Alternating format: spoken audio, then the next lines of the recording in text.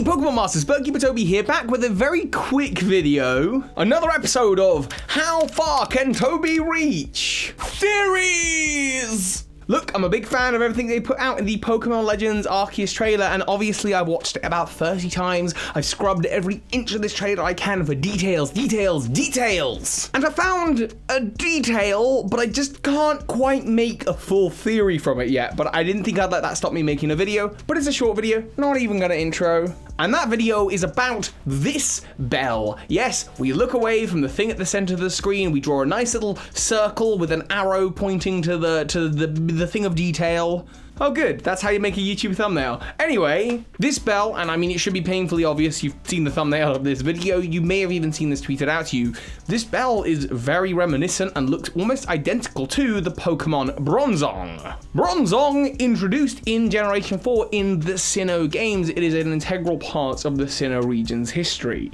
According to Diamond's Pokedex entry, one caused a sensation when it was dug up, and it was like 2,000 years old, which probably makes it older than this game. In fact, we know that Bronzong do exist during the time of this game because there are wild Bronzor in the trailer. But we also know that people of long ago revered this Pokemon and they would petition it for rain. In fact, in Professor Burnett's lab in Pokemon Sun and Moon and Ultra Sun and Ultra Moon, Burnett has books talking about Pokemon that can open portals to other dimensions, and Bronzong is among them as a Pokemon that can open portals to other worlds to bring forth rain.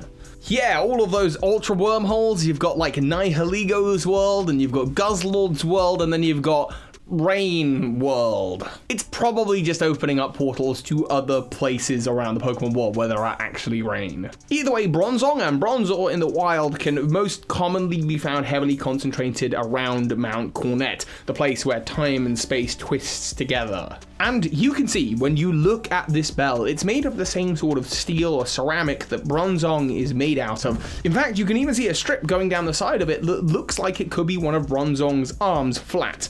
Now, I'm not saying that this bell is a Bronzong. I don't think it is, but I do think it's inspired by Bronzong. In fact, we know that the Pokemon world is filled with Pokemon that are sort of animated objects. Whether it's a Geodude, which is effectively a giant boulder, Nosepass that would seem to have been carved, Stonjourner that just sort of came to life one day from piles of runes and stones. Bronzong and Bronzor might be the exact same thing. In fact, when we look at the tiles that kind of line the gate of this village, we see again it's made out of the same material. And looking at Bronzor's Pokedex entries, we find that implements shaped like this Pokemon have been found in ancient tombs, and it doesn't even appear properly on X-rays according to its Pokedex entries, suggesting it's made of a very strange material, a material that is probably most commonly found, and maybe sometimes even brought to life, but found in Mount Cornet, where most of these Pokemon seem to live. It seems likely, given how central Mount Cornet is to this whole game, and to the whole region to be fair, that the people of this village built their gate out of the strongest material they could find, and their bell out of the most sacred material they could find,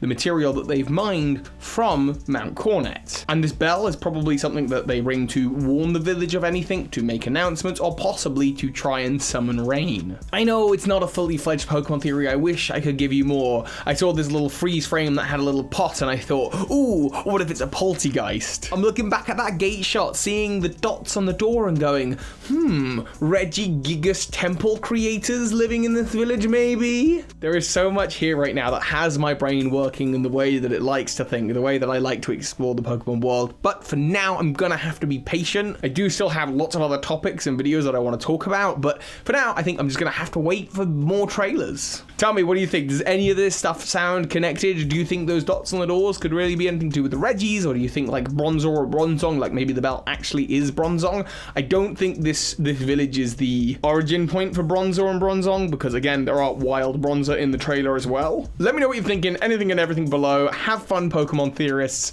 With that, of course, said, so hi, Pokemon Masters. This is Ash Ketchum. You just watched a video by Birdkeeper Toby. That makes you a Pokemon Master.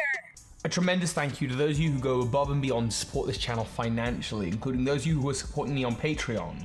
And a special shout out to the big patrons of this month, JD Gottlich, Michael Hornschuch, and Matty B, as well as the Christum. Thank you.